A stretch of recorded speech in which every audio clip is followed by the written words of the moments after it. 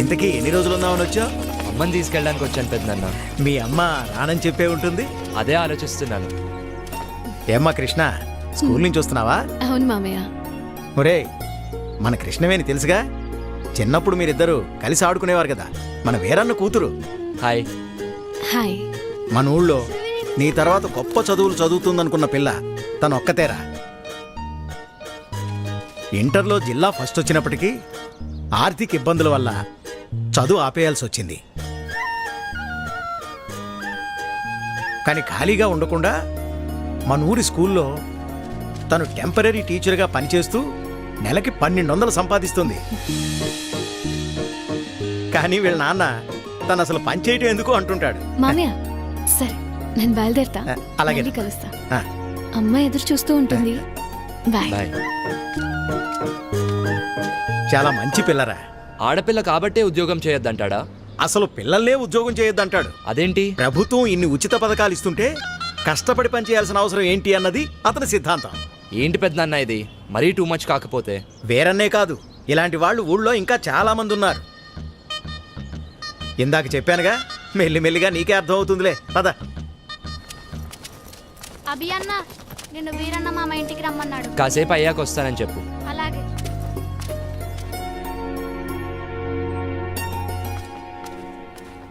ఉద్యోగం ఎందుకంటే నా మాట వినవు కదా. నువ్వు మీ అన్నలో నా మాటకు విలువ ఇవ్వడం లేదు. దానికి ఎలాగో పెళ్లి చేద్దాం అనుకున్నాం కదయ్యా.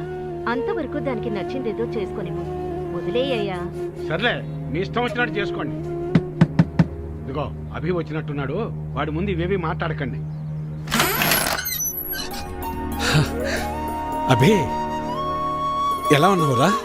బాగున్నా మావయ్య. నేను చూస్తుంటే అచ్చమ్మ సుబ్బని చూస్తున్నట్టే ఉందిరా. సరే సరే, రా లోపలికి రా, మాట్లాడుకుందాం. కూర్చోరా. గవర్నమెంట్ వాళ్ళు కౌలు రైతులకు డబ్బులు ఇస్తున్నారు కదా, ఆ లిస్టులోనేమో నా పేరు లేదు. ఆఫీస్కి వెళ్ళి అడిగితే ఆన్లైన్లో అప్లై చేసుకోమన్నారు.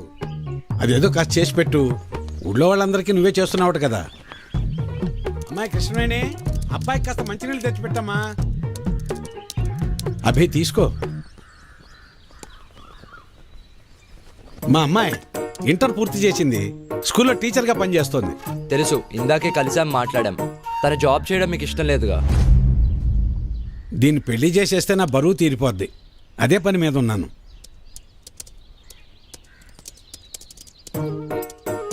సరే, అప్లై చేసేసాను. 4 daysలో కన్ఫర్మ్ అవుతుంది. వీరి వీరి గుమ్మడి పండు. వీరి పేరేంటి చెప్పండి? లక్ష్మి. హాయ్ కృష్ణ. హాయ్. ఏంటి రోజు పిల్లలకి క్లాసులు లేవా? లేవు, ఎవ్రీ సాటర్డే కల్చరల్ యాక్టివిటీస్ ఉంటాయి. ఓ అవునా, రాంగ్ టైంలో వచ్చినట్టున్నాను. అలా ఏం లేదులే. ఏంటి ఇలా వచ్చావు? ఏం లేదు, అలా ఊర్లో తిరుగుతుంటే స్కూల్ కనిపించింది, వచ్చేసాను. అయినా వీరన్న మామ ఎందుకు ఇలా మారాడు?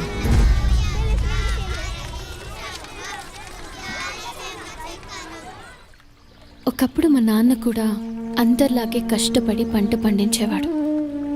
కానీ ఒక తుఫాను మా అందరి జీవితాల్ని మార్చేసింది. ఆ తర్వాత నాన్న ఆలోచన విధానమే మారిపోయింది. నాన్నొక్కరే కాదు, అలా ఇక్కడ చాలా మంది మారారు. కానీ నాకు మాత్రం అలా ఉండటం ఇష్టం లేదు. జీవితంలో ఏదో సాధించాలని ఉంటుంది. అలా అని ఊరు వదిలి వెళ్ళలేను. నాకు ఈ పచ్చటి పొలాలంటే చాలా ఇష్టం. అందుకే టెంపరీగా చేసే ఈ జాబ్తో వచ్చే డబ్బులతో బీఎస్సీ అగ్రికల్చర్ వొకేషనల్ కోర్స్ చేస్తున్నాను. నీ యాటిట్యూడ్ నాకు బాగా నచ్చింది. Amazing mind set. హాయ్.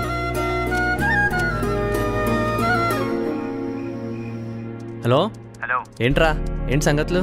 రే అనిల్, మరీ టూ మచ్ రా బాబు. ఇక్కడ చాలా మంది గవర్నమెంట్ మీదే ఆధారపడి బ్రతుకుతున్నారు. ఇక మన ఫ్రెండ్స్ అయితే అసలు మాకు పని చేయాల్సిన అవసరం ఏంట్రా అంటున్నారు. చెప్పాను కదరా, మనోళ్ళు బేవర్సగాళ్ళని. కొందరైతే కాకులు వస్తాయా లేదా అని బెట్టింగ్లు వేసుకుంటున్నారు. ఇంకొందరు ఉన్న పథకాలు సరిపోలేదని ఇంకా ఏమైనా దొరుకుతాయా అని వెతకమంటున్నారు. టూ మచ్ కదరా. అది వాళ్ళ తప్పు కాదరా, మన ప్రభుత్వాలు వాళ్ళని అలా తయారు చేశాయి. కరెక్టే, కానీ వాళ్ళు కూడా కాస్త ఆలోచించుకోవాలి కదరా. దానివల్ల మనకే నష్టమని. అంత ఆలోచించే జ్ఞానాన్ని కూడా మన నాయకులు మనకు పంచర్రా. ఎందుకంటే ఎక్కడ మనం వాళ్ళని నిలదీస్తామో అని వాళ్ళ భయం. మరి ఇలాగే ఉంటే ఎలారా? రేయ్, దీనికే ఇలా అనుకుంటే కొన్ని రోజుల తర్వాత మన ఊర్లో ఎంపీటీసీ ఎలక్షన్స్, అప్పుడు అస్సలు పండగ మొదలైద్ది. ఎలక్షన్స్ వస్తే పండగ ఏంట్రా? మరి మన దేశంలో కుల మత ప్రాంతీయ అభిప్రాయ భేదాలు లేకుండా జరుపుకునే ఏకైక పండగ ఎన్నికల పండగరా. క్రిస్మస్ కి శాంటా క్లాస్ ఫ్రీ గిఫ్ట్స్ పంచినట్లు ఎన్నికల ముందు మనకు కూడా మన నాయకులు ఫ్రీ గిఫ్ట్స్ ఆఫర్ చేసే రోజులు రా అవి. హ, చూస్తావుగా, నీకే అర్థమవుతుందిలే. హలో హలో రేయ్, లైన్లో ఉన్నావా? హలో. ఏమైందిరా? కానీ వీళ్ళందరి మధ్యలో ఒక్క అమ్మాయి మాత్రం చాలా మెచ్యూర్డ్గా ఆలోచిస్తుంది. ఎవరు?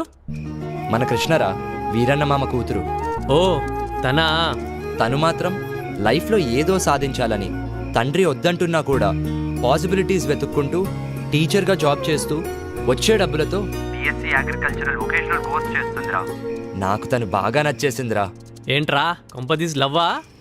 అలా ఏం కాదురా, but she is something special. I like her. ఓ ఇప్పుడు లైక్ అంటావు, తర్వాత లవ్ అంటావు. అచ్చే నోర్మై, ఫోన్ పెట్టు. రేయ్ చల్లో, బయట ఏం చేస్తున్నావు? ఏం లేదన్నా, ఫ్రెండ్తో ఫోన్ మాట్లాడుతున్నా. సర్లే వెళ్ళి పడుకో. సరే, నువ్వు కూడా వెళ్ళి పడుకో.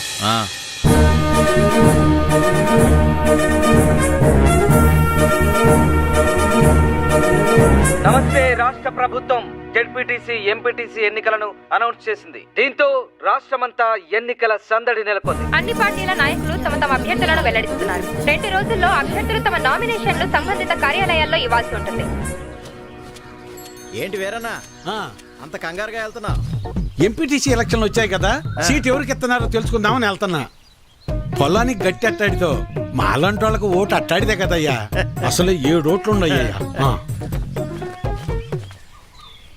రేపు జరగబోయే ఎంపీటీసీ ఎలక్షన్స్లో ఎవరెవరు ఎంత పెడతారో చెప్తే సీట్ ఎవరికి ఇవ్వాలో డిసైడ్ చేస్తా. అన్నా నేనేం పెట్టలేను కానీ సీటు మాత్రం నాకే కావాలా. 25 సంవత్సరాల నుంచి ఇదే పార్టీలో ఉన్నానన్నా. అన్నా ఇవేం కాదు గానీ నేను 30 లక్షలు ఖర్చు పెడతానన్నా. ఎన్నికల ఖర్చులు కూడా మొత్తం నేనే చూసుకుంటా. సీటు మాత్రం నాకే కావాలి. అవును గానీ నీకు అంత డబ్బు ఎక్కడిది? డబ్బున్న ఎన్ఆర్ఐ అల్లుడు నా వెనుకున్నాడన్నా. సీటు మాత్రం నాకే కావాలన్నా. నువ్వు ఆగవయ్యా. ఎవడెక్కువ డబ్బు పెడితే వాడికే సీటు. అది మన పార్టీ సిద్ధాంతం. దానికి మన అందరం కట్టుబడి ఉండాలి. ఈయన్నే ఎంపీటీసీగా నిలబెడుతున్నాం. మీరందరూ సపోర్ట్ చేయాలి.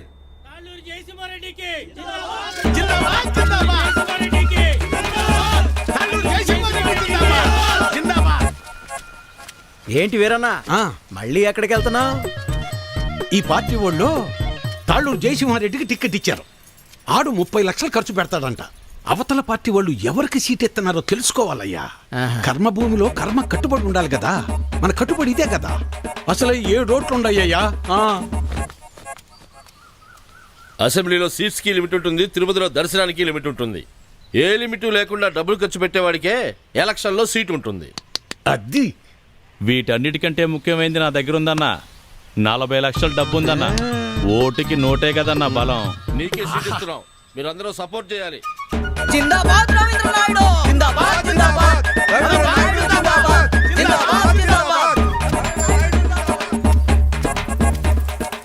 అబ్బబ్బబ్బబ్బబ్బా, ఏం భాగ్యం పెద్ద ఆయన, ఏం భాగ్యం. 2 పార్టీల వాళ్ళు డబ్బులు బాగా ఖర్చు పెట్టే వాళ్ళకే సీట్లు ఇచ్చారు. చిట్టి దగ్గర అప్పడగడానికి వెళ్తున్నా. 4 రోజుల్లో ఎలాగో వీళ్ళు ఇచ్చే డబ్బులు వచ్చేస్తాయి కదా. ఆనందంగా అప్పు చేయొచ్చు. 7 ఓట్లు, పాత 6, కొత్తదొకటి.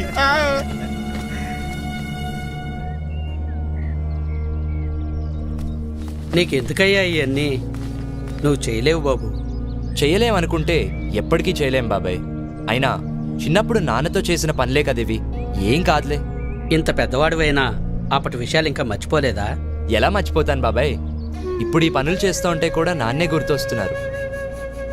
నువ్వేమో ఇలా అంటున్నావు, కానీ ఈ ఊర్లో సగం మంది పొలం పండించడమే మానేశారు. ఆ వీరన్న అయితే కౌలు పనికైనా రారా, చేతిలో ఖర్చులకు 4 డబ్బులుంటాయి కదా అంటే నేను పని ఎప్పుడో మానేశాను, అయినా పని చేయాల్సిన అవసరం నాకేముంది అంటాడు. ఇలా అందరూ ఉంటే ఎలా చెప్పు బాబు? ఆ మాట ఎంత చెప్పినా ఎవరూ అర్థం చేసుకోవడం లేదు.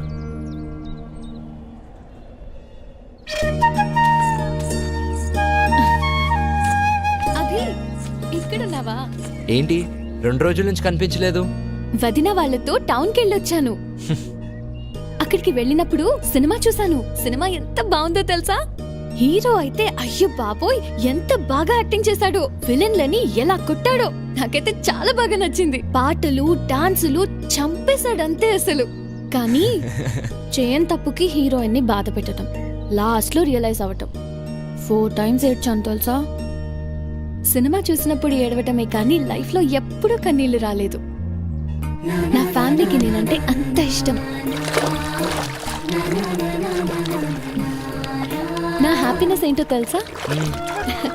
మార్నింగ్ లేవటం, నాన్నకి కాఫీ ఇవ్వటం, అన్నయ్యలకి బాయ్ చెప్పటం, వదినలతో కబుర్లు చెప్పటం, రెడీ అయి స్కూల్కి వెళ్ళటం, ఈవినింగ్ ఇంటికి వచ్చాక అమ్మతో మాట్లాడటం, అందరం కలిసి భోజనం చేయటం. This is my simple life. I like you.